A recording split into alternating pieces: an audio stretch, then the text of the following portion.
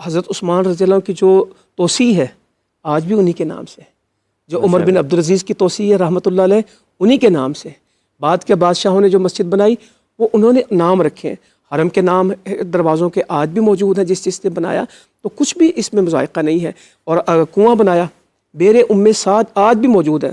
حضرت سعد ہے کہ میری والدہ وفات پا گئی، مجھے امید ہے کہ اگر وہ زندہ ہوتی تو مجھے صدقے کا حکم دیتی، میں ان کے لیے کچھ کروں، تو کیا فرمایا ان کے لیے کنواں کھود دے، تو کنواں بنایا اپنی والدہ کے لیے، اس کا نام ہے بیر ام سعد۔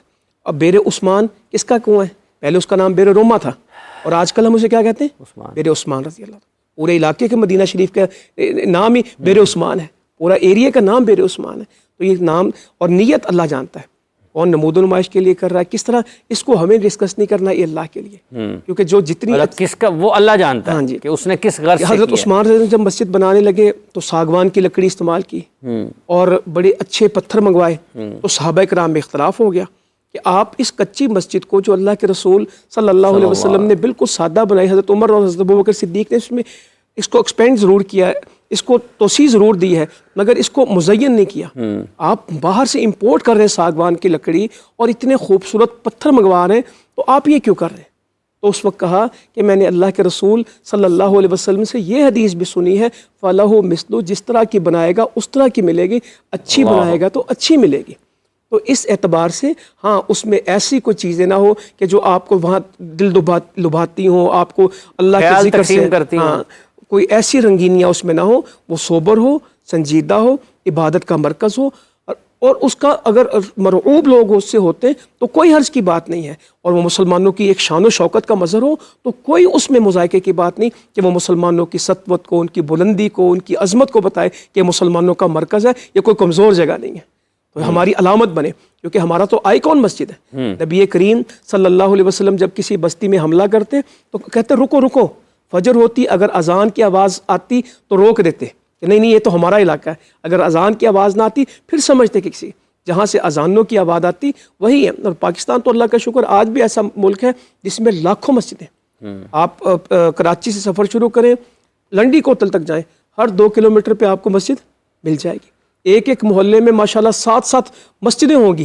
ایک ایک گاؤں میں 15 مسجدیں ہوں گی۔ ہماری مغرب کی اذان شروع ہو جائے، فجر کی اذان شروع ہو جائے، 20 منٹ اذان نہیں، بڑا بابرکت ملک ہے، اکا دکا مسائل ہوں گے، خیر زیادہ ہے۔ اس وقت ہمیں اس بات کی کوشش کرنی کہ جو مسجدیں بنی اس میں نمازی کس طرح ہیں، تو جب تک ہم لوگوں کے لیے کوئی یہاں پہ اٹریکشن پیدا نہیں کریں گے، محبت نہیں پیدا کریں گے، ان کے مسائل حل کرنے کے لیے مسجد کو مرکز نہیں بنائیں گے۔ نبی کریم صلی اللہ علیہ وسلم سائلین کی بات کہاں سنتے تھے؟ مسجد میں سنتے تھے نا، دوران خطبہ بھی سنی، جس نے کہا بارش نہیں ہو رہی، وہ مسجد کے دوران خطبے کے دوران بول رہا ہے، اور اگلے ہفتے پھر کہنے لگا کہ اتنی بارش ہو گئی کہ سب بہنے لگا۔ پہلے دعا کی تو آپ ممبر سے اترے تو داڑھی مبارک سے بارش کے قطرے بہہ رہے تھے، اور اگلے میں آپ نے دعا کی اور اشارہ کیا، بادل سارا پھٹ گیا اور بارش رک گئی۔ مسجد میں دعائیں کراتے تھے، مسجد میں لوگ آ کے اپنے مسئلے حل کرواتے تھے۔ مسجد کو جب تک ہم آداب مطلب اس سے یہ ہے کہ اگر فرض کر لیں محلے میں 2 لوگ ہیں اور ان کا آپس میں اختلاف ہے، کسی جگہ اور شدید اختلاف ہو گیا، پنچایت صلح کے لیے سب سے مسجد سے بہتر کون سی جگہ ہے؟ تعزیت کے لیے بیٹھنا، اب 3 مرلے کے گھر ہیں لوگوں کے، فوتگی ہو جائے وہ کہاں بٹھائیں؟ نکاح اگر شادی حال میں کریں گے 2 4 لاکھ چاہیے، مسجد میں سادہ نکاح کریں، وہاں پہ چھوارے کھلائیں، بیٹی کو گھر سے روانہ کرے چلے جائیں، لوگوں کی کتنی صورت۔ آج کل تو یہ ٹرینڈ ہے نا جی کہ مسجد میں نکاح پہلے ہوگا، ہفتے کے بعد دوبارہ رخصتی ہوگی۔ نہیں وہ تو پھر کوئی، وہ تو ایسے 2 نمبری ہے، مسجد ہی سے ہوگا، اسے کہتے ہیں خانہ پوری کرنا۔ یہ تو نکاح کے لیے مسجد کا تعین کر لیا، نکاح ہو جانے کے بعد یعنی وہ جو ایک مختصر سا ایک پروگرام ہے نا، ایونٹ ہے، اس کو مسجد میں رکھ لیا، رسمیں وہاں پوری کر لی، بعد میں کہتے ہیں جی شادی حال میں کھانا ہوگا اور باقی سارے کے سارے معاملات وہاں پر ہوں گے۔ اس سے پتہ چلا کہ ہم نے مسجد سے ہی رخصتی ہونی چاہیے، شرعی مسائل کو بھی اس حد تک اپنانا شروع کر لیا کہ جہاں تک ہماری خواہش ہے۔ اور فوٹو اچھی آتی ہے نا مسجد میں، جی مسجد میں فوٹو اچھی آتی ہے، اللہ تعالیٰ رحم کرے۔ یہ تو بڑا یہ بھی ایک بہت بڑی خرابی ہے کہ آج کل بیت اللہ شریف میں جاتے ہیں، مسجد نبوی صلی اللہ علیہ وآلہ وسلم، دیگر مساجد میں جاتے ہیں تو وہاں بھی فوٹو شوٹ کے لیے لوگ جا رہے ہیں۔ آپ فیصل مسجد چلے جائیں، یہاں باشی مسجد چلے جائیں، اور دیگر مساجد جو تاریخی مساجد ہیں تو وہاں پر آپ کو عبادت کم دیکھنے میں ملے گی۔ میں خود یہ میرا ذاتی تجربہ، میں نے اپنی آنکھوں سے دیکھا کہ نماز ظہر سے پہلے ایک تاریخی مسجد تھی تو وہاں پر تمام لوگ فوٹو شوٹ کر رہے ہیں۔ وزیر خان میں بھی جاتے ہیں لوگ، بس وہ نام آپ نے لے لیا, چلے میں نام لینا نہیں چاہتا تھا, بہرحال تو وہاں پر فوٹو شوٹ ہو رہا تھا. لیکن جب اذان کا وقت ہوا, اذان ہوئی, نماز کے وقت وہی چند نمازی تھے. اس سے پتہ چلا کہ ہم نے مساجد کو بھی ایک طرح سے نا وہ سیرگاہ بنا لیا. تو یہ بہت بڑی خطرناک بات ہے. مساجد کو اللہ کے ذکر سے آباد کرنا چاہیے.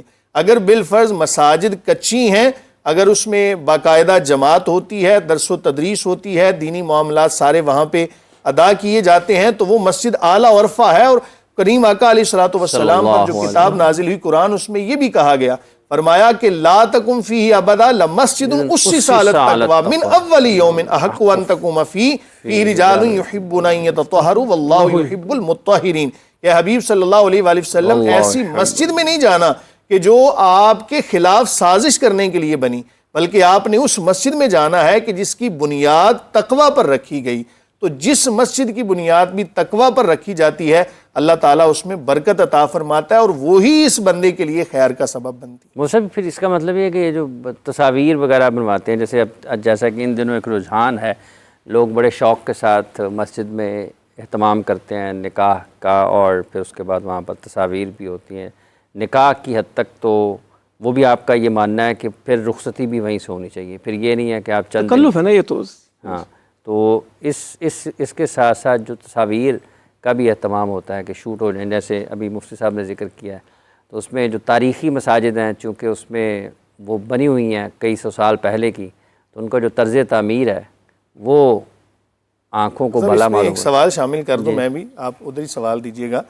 میرا ایک دوست ہے, تو اس سے کہا کہ بھئی آپ یہ ساری چیزیں میں نے اس کو سمجھائیں, قریبی دوست تھا, میں نے کہا آپ نکاح مسجد میں رکھیں اور یہاں پر ہی جو ہے رخصتی والے معاملات ہوں. تو اس نے آگے کہا جی وہ جو میری ہونے والی بیوی ہے نا, جو منگیتر ہیں, ان کا یہ کہنا ہے کہ میں نے نکاح بادشاہی مسجد میں رکھنا ہے, اور نیت کیا ہے کہ وہاں پر فوٹو شوٹ ہوگا, اور فوٹو شوٹ کے بعد پھر رخصتی چاہے آپ شادی حال سے کر لیں.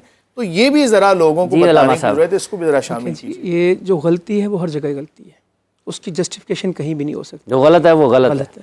مسجد میں ہو, گھر میں ہو, جہاں بھی ایک عورت بے پرد ہو کے تصویر بنائے, وہ مسجد میں بنائے, شادی حال میں بنائے, اسے کسی صورت بھی اس کی اجازت نہیں ہے. ٹھیک ہے. دوسرا یہ مسجد جب للہیت ہوگی نا, ان المساجد للہ, پھر لوگ اس میں ڈرتے آئیں گے. کہا اس میں کس میں داخل ہونا, ڈرتے ہوئے داخل ہونا, اس میں اللہ کے خوف سے داخل ہونا, اس میں آ کے بے خوف نہیں ہونا. اللہ تعالیٰ کی جو ربوبیت ہے, عظمت ہے, اس کا احساس تمہارے دل میں ہو. کچھ عقیدے کے مسائل ہیں. اب میں بیت اللہ میں کھڑا ہوں اور ایک آدمی لاہور میں کال ملا رہا ہے کسی جگہ, دیکھو میں بیت اللہ میں ہوں, تم نے جو دعا کرنی ہے وہ میرے فون کے ذریعے کر لو, میں یہاں ہوں, تم یہاں فون کرو یہاں سے اللہ کو. اور میں نے کہا اللہ تعالیٰ کو یہ نہیں چاہیے, وہ وہاں سے بھی کرے گا تو اس کو مل جائے گا, تو اس کو تمہارا فون کا وائر سالہ کے بعد قریب اجیب دعوت یہ ہمارے مسائل ہیں. جو تصویریں بنانا یہ ایک فتنہ بن چکا ہے کہ کوئی آدمی جہاد میں بیٹھتا ہے, پانی پیتا ہے, چائے پیتا ہے, اٹھتا ہے, بیٹھتا ہے, میرا سٹیٹس یہ آ رہا ہے, میری تصویر یہ آ رہی, میری سیلفی بنا دیں میری. تو یہ ایک پورا فتنہ ہے, مسجد کے ساتھ بھی جڑا ہے, زندگی کے ساتھ بھی جڑا ہے. لوگوں کی پرائیویسی ختم ہو چکی ہے, لوگوں کے گھروں میں انتشار ان تصویروں نے پیدا کر دیا. سوشل میڈیا کا استعمال, اس کی سینس اور سائنس کو سمجھنے کی بہت ضرورت ہے. اخلاقیات کے حوالے سے آپ کو اس کے پروگرام کرنے چاہیے. دو دھاری تلوار ہے. ہاں جی. اچھا مجھے ایک اور بات ہے کہ جیسے بھی آپ نے ذکر کیا کہ وہ کوئی ایک شخص مسجد نبوی میں ہے, اور کوئی شخص اگر حرم شریف میں عمرے پہ گیا ہے, عمرہ کے دنوں میں, اگر حج میں گیا ہے حج کے دنوں میں, تو ایک تو آپ نے ذریعہ بیان کیا دعا کا. کسی کو کہا تو جا سکتا ہے نا, اگر کوئی جا رہا ہے کہ وہ عمرے پہ جا رہا ہے, مسجد نبوی میں جا رہا ہے, تو وہاں پر اگر جائے روضہ رسول پر تو درود شریف پڑھ دے, حرم میں جائے تو دعا کر دے. تو بہت بڑا عمل ہے کہ آپ جس سے ملیں اسے دعاؤں کی درخواست کریں. تو بہت بڑی, یہ تو سنت سے بھی ثابت ہے نا, جب آپ سے کوئی ملے اسے آپ اپنے لیے دعا کے لیے کہیں کہ آپ میرے لیے دعا کیجئے گا, میری مغفرت کے لیے, میری بخشش کے لیے. اور سب سے عظیم سفر ہی بیت اللہ کا, اور بندہ وہاں جا کے کہے کہ آپ میرے لیے دعا کریں, یہ تو بہت بڑی بات ہے. اور دعا کرنے والے کے لیے بڑی بات ہے کہ جو اپنے بھائی کے لیے اس کی عدم موجودگی میں دعا کرتا ہے, تو فرشتہ اس کے ساتھ کھڑا ہوتا ہے کہ اس کو بھی دے, اس کو بھی دے. جو عمرہ پہ کوئی جائے, حج پہ جائے نا, تو اس کو دعا کا کہنا یہ سنت نبوی صلی اللہ علیہ وآلہ وسلم سے ثابت ہے. ایک صحابی ہیں, وہ فرماتے ہیں کہ میں عمرہ کی ادائیگی یا حج کی ادائیگی کے لیے جانے لگا, غالباً ان دونوں میں سے کوئی ایک کام تھا, تو میں نے سرکار دو عالم صلی اللہ علیہ وآلہ وسلم سے اجازت طلب کی. تو حضور صلی اللہ علیہ وآلہ وسلم نے فرمایا کہ اے بھائی میرے لیے, ہمارے لیے بھی دعا کرنا. وہ صحابی کہتے ہیں مجھے اتنی خوشی ہوئی کہ جب حضور نے کہا نا کہ اے بھائی ہمارے لیے بھی دعا کرنا, فرماتے ہیں کہ دنیا و ما فیہا کی تمام چیزوں سے بڑھ کر مجھے اس وقت خوشی ہوئی کہ جب سرکار دو عالم صلی اللہ علیہ وآلہ وسلم نے مجھے بھائی کہا۔ تو اس سے پتہ چلتا ہے کہ جب کوئی خاص طور پہ عمرہ کی ادائیگی کے لیے یا حج کی ادائیگی کے لیے جاتا ہے تو اس کو دعا کا کہنا چاہیے، لیکن وہاں پہ جب پہنچ گیا عبادت کے اندر مصروف ہے تو بار بار کال کر کے تنگ کرنا کہ جی جب آپ حاضری کے لیے جائیں تو ویڈیو کال کر کے، بھئی وہاں پر تو کہتے ہیں نا اقبال لے سانس بھی آہستہ کہ یہ دربار نبی ہے، خطرہ ہے یہاں بہت بے ادبی کا۔ وہاں تو آواز کو بلند کرنا یہ بھی گستاخی کے زمرے میں آتا ہے۔ لا ترفعوا اصواتکم فوق صوت النبی، چہ جائے کہ وہاں پہ جا کے آپ موبائل فون پہ جناب ویڈیو بنا رہے ہیں اور خانہ کعبہ کا طواف کرتے ہوئے اگر آپ کی توجہ اس وقت ذات باری تعالیٰ کی طرف نہیں ہے تو آپ کے طواف کا کیا فائدہ؟ طواف کا کیا فائدہ؟ تو ہمیں دعا کرنی چاہیے اور بہتری کی طرف آگے بڑھنا چاہیے۔